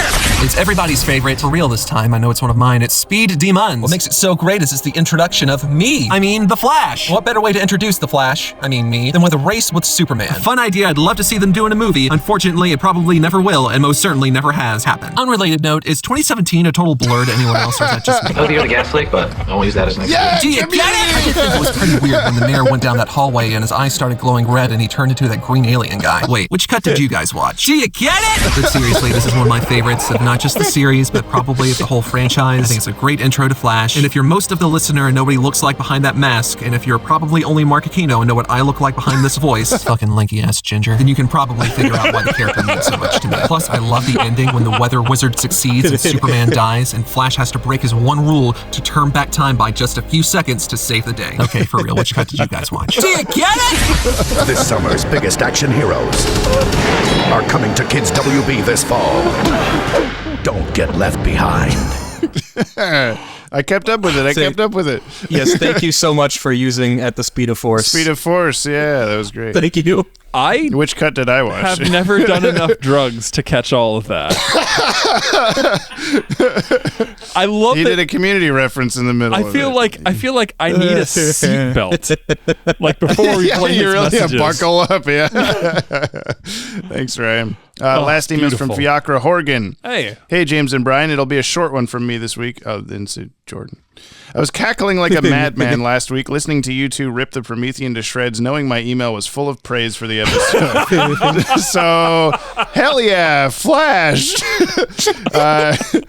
I think I might start leaving short comments on the YouTube version of the podcast instead of sending an email to reduce the amount of mail you have to sift through and to feed the YouTube algorithm. Until next time, keep it yopped and loaded. Yeah, that's a great idea. Anyone that's like, I want to send in mail, but I don't have a lot to say. You do a comment, it feeds the algorithm beast, and we get more views on the video. Yeah. Did you want to do a Jack Ryder? Oh yeah, sure. I'll do it. I'll do a Jack Ryder.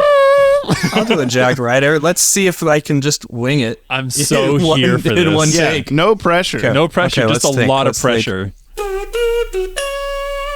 You're listening to the Gotham Insider, reporting live from, I think, Central City. Tonight's top story.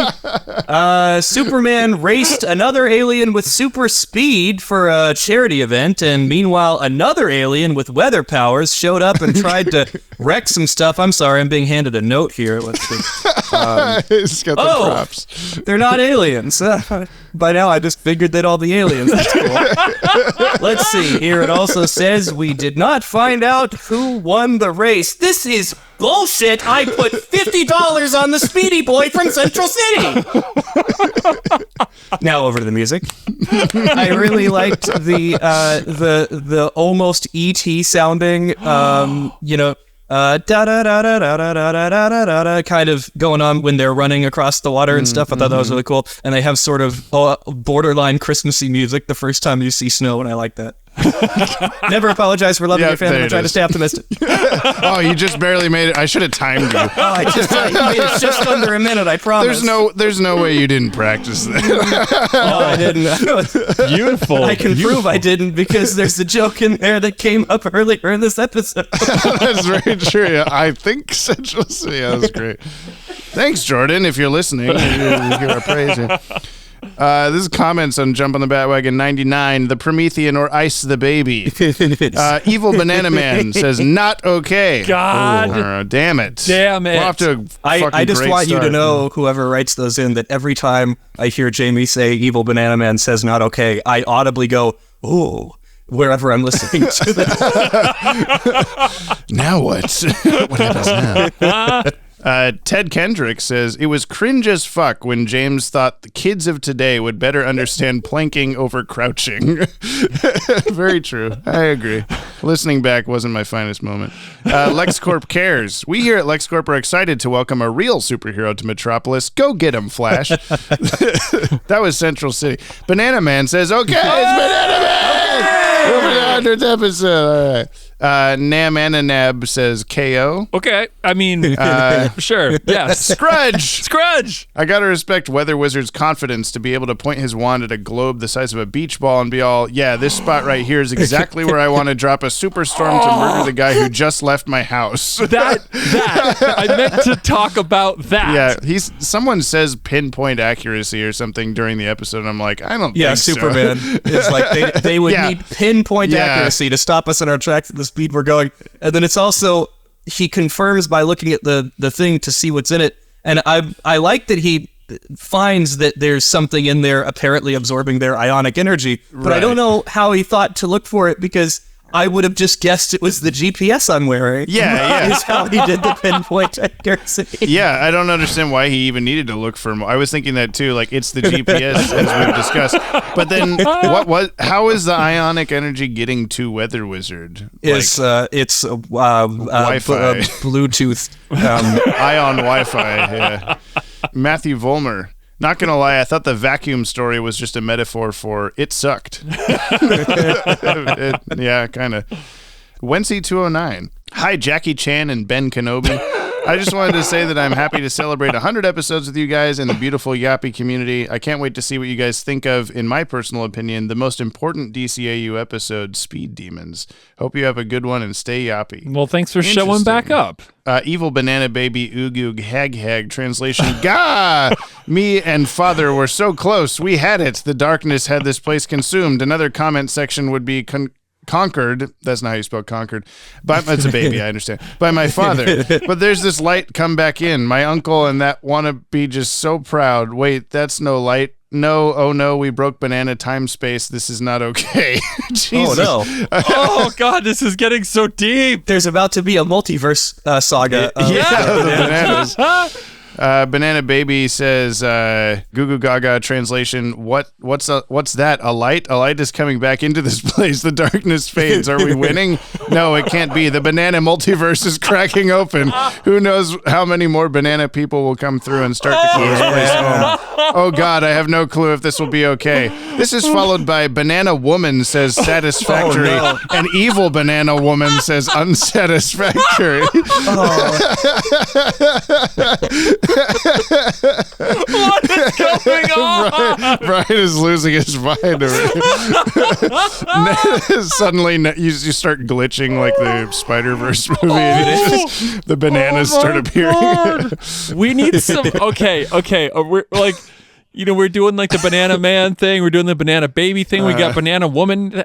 We need a trans banana in here somewhere. Yeah, right? They nana. I don't know how to do this. Non-bi-nana. I like it. There you go. Old King Cole. Hey, brother Broderick and Jim Jam Manaham. Happy 100th episode. And what a fitting milestone to introduce one of my favorite DC heroes out there to the DCAU, the fastest man alive himself, the Flash. Specifically the Wally I'm not West over this version. banana thing yet. You have to be. Specifically the Wally West version of, as James proved in his episode all about the Scarlet Speedster, which you should all watch. Hope you two have a great day and congrats on reaching this milestone. Thank you. I'm just looking at Brian continuing to lose. Try not to just breathe, Brian. Breathe. Yeah. This so ridiculous. Like, over 100 episodes, we've gone from Banana Man Says Okay, and that was like 50 or more of them. It was reliable, and it was lovely. And then and now here we are. The Banana Woman with Satisfactory. And evil Banana Woman Unsatisfactory. That broke me. I'm like a back of the head headache now from laughing at that. We need an I am potassium. I am nutrition. I am Banana Man. The lightning strikes and he becomes speckled brown immediately. Oh, God. Scarloey 1. I'm excited because the next episode introduces the Flash. That was this one, who just happens to be my favorite superhero. Funny story, the first time I watched this, when Weather Wizard showed up, I said, hey, Superman stole a Flash villain, forgetting that the Flash was in the previous scene. And last first, we have Mark Aquino. Speed Demons or Jumpin' Jack Flash, he's an ass. Or that's not how weather works. First, there was the Bat. Then we got the soup. Now here comes the fastest man alive, the Flash. And wait a second, he doesn't sound like Spoiler from Spoiler, nor does he look like John Wesley Shipp, Grant Gustin, or Ezra Miller. And when it comes to the latter, that's for the best. I've never heard of Charlie Schlatter, who voices Flash here, but I thought he was decent overall. I guess I'm just used to Spoiler voicing him in Spoiler. I do really like Spoiler from Spoiler. That's a good choice. I agree. As I'm sure is the case with most DCAU fans. As for the episode itself, I liked it for the most part. The choice of Weather Wizard being the villain for this one was an interesting choice. I like the actor they got to voice him, Miguel Ferrer, but the character itself and his gimmick I felt wasn't done in a particularly interesting way. Also, is it just me or does his brother at times look like Hank Hill? A little, I can see it. Stop what you're doing. Still, I dug the animation and music most of all. Flash acts as a great opposite to Superman, and the racing moments were fun. Boss, biggest bear hugs to the #1 podcast host in this here Banana, I'm adding multiverse of ours, Journey to the Mysterious Island, and Bip Bop.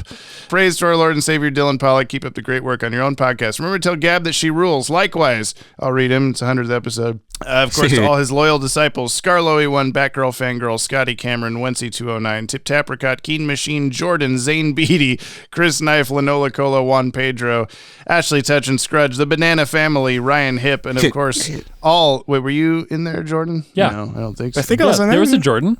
I heard a Jordan. Jordan. Okay, thank you.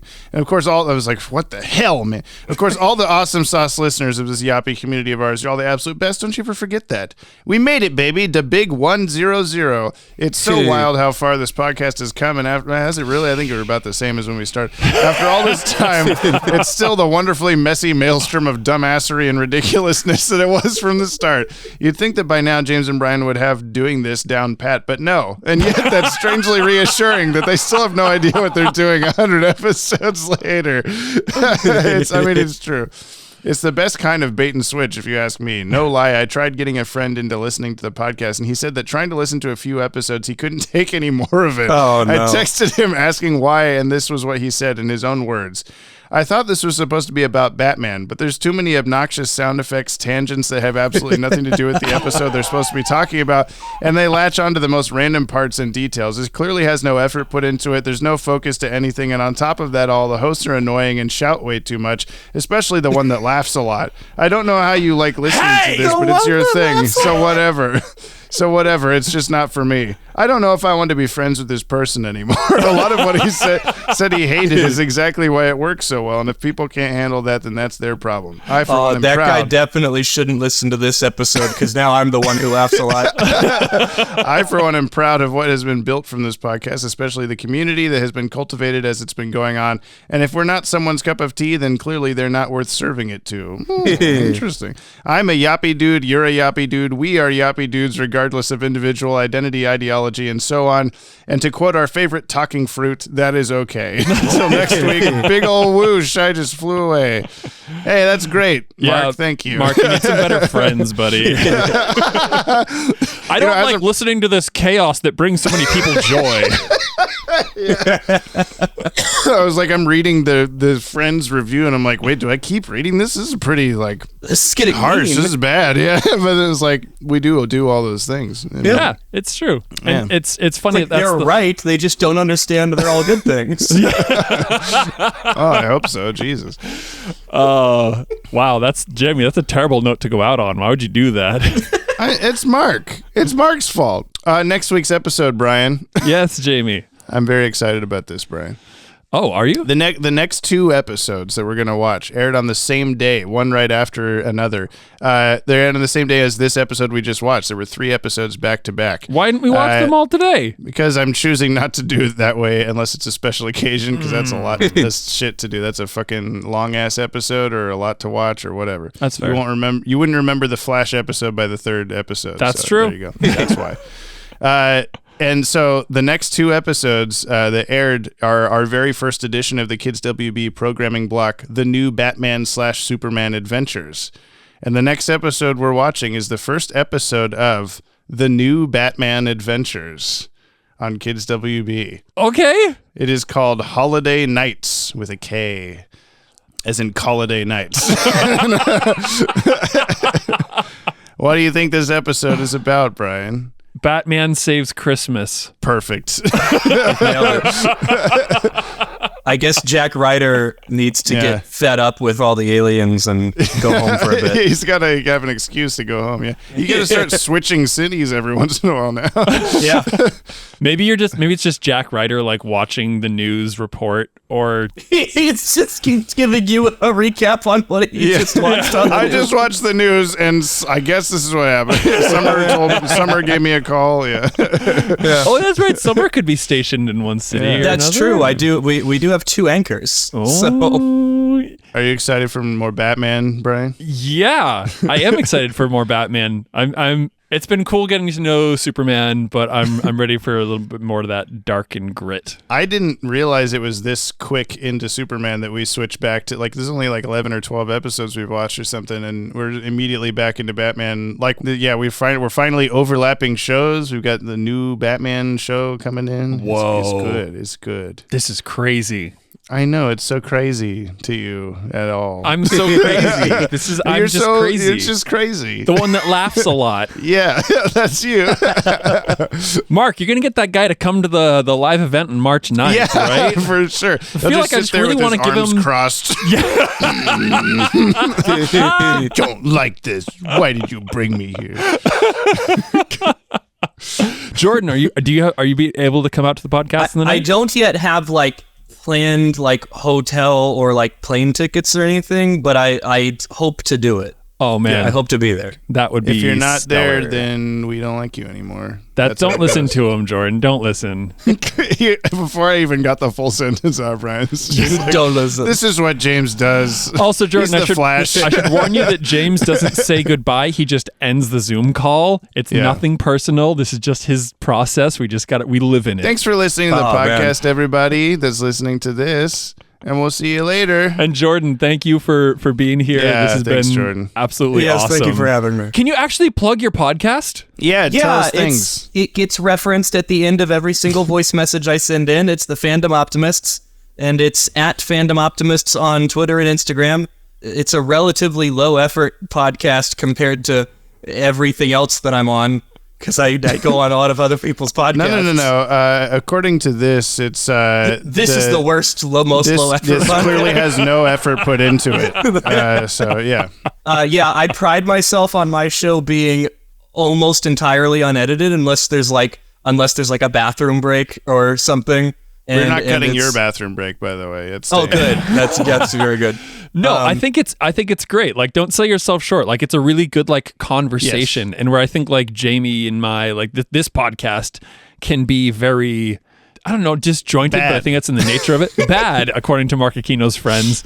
Yeah. I think yours it's really cool to hear the kind of progression through the podcast itself. Like, it's really and I feel like I focus, by nature of the title, a lot on loving things that most people don't like about stuff. Like we talked The Flash on your podcast. Yes. And had a lot of good things to say about it. Yeah.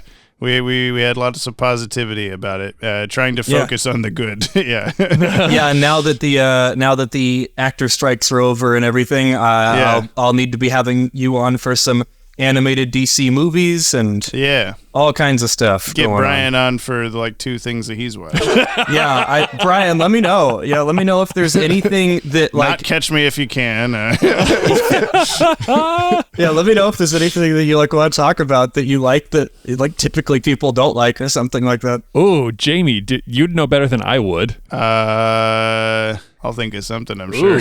Yeah, I'll have to. Yeah, let me know. You've got a free reservation on the podcast whenever you want to come on. Thanks, buddy. Should we talk about Jump on the Bat-Wagon? I hear that's got some critiques. Oh, that would be that deserves most people don't like that episode.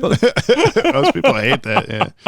Well, thank you. Appreciate it. Thanks, Jordan, and thanks for listening, everybody. And goodbye. Thank you, listener. And sayonara. Jordan says say something funny to end this podcast. Jack Ryder's really sick of these aliens. He's going back to Gotham for a bit. That's very true.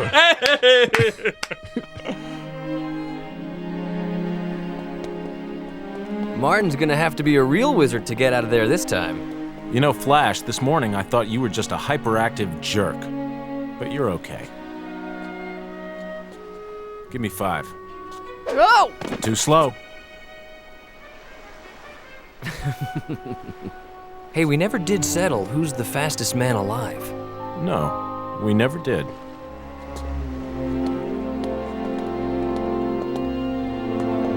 On your mark.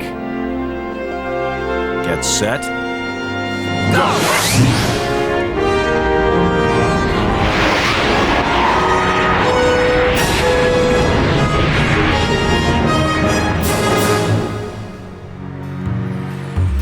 Jump on the Bat-Wagon is hosted by the Watchtower Database. Subscribe to our YouTube channel for DC Animated Universe videos on a regular basis.